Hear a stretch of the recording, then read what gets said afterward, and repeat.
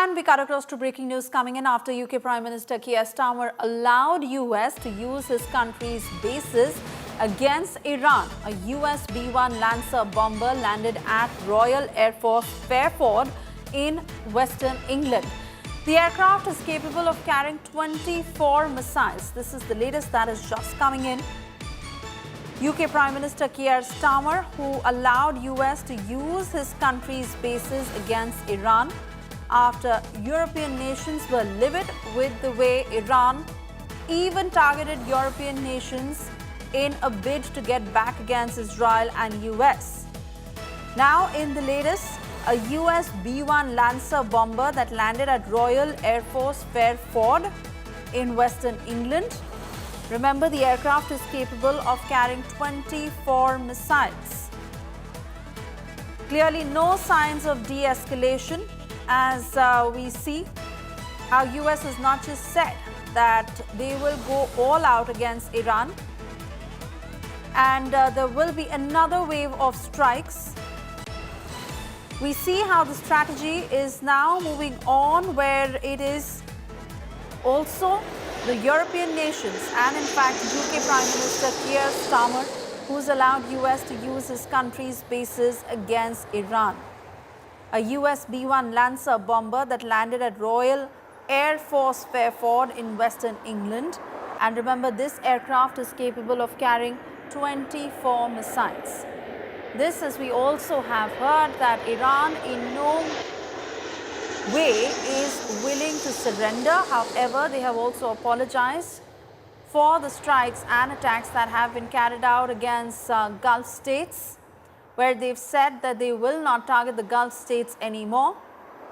Amid this, we also heard of what had happened at the Dubai airport. But in the very latest, the UK has allowed the use of its base. Despite Trump's criticism, US B-1 bomber that is capable of carrying 24 missiles has just landed at Royal Air Force Fairford in Western England. US had anyway announced about how they will launch another major round of strikes in a bid to target Iran, where they claim that they have already razed their key structures to the ground, from military establishments to especially the infrastructure that not just housed ammunition, but also the capability of Iran to be able to make more has been disseminated. And even as the US is all set to take this a step further, UK allowing the use of its base. Let me take this to my colleague Pranay Upadhyay joining us on the broadcast.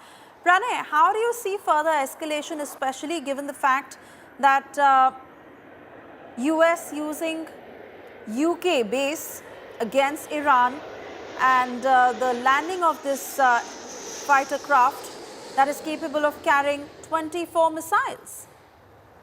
This should be seen in conjunction with what President Donald Trump has said, what US Secretary of War Pete Hegseth has said, and what UK Prime Minister Keir Starmer has said, that United Kingdom, after nudging and after like a lot of back channels with the US authorities, now he has nudged, he has agreed for the operation of US military from the RAF bases, be it from the mainland United Kingdom or to other UK bases in the Indo-Pacific region or in the Arabian region.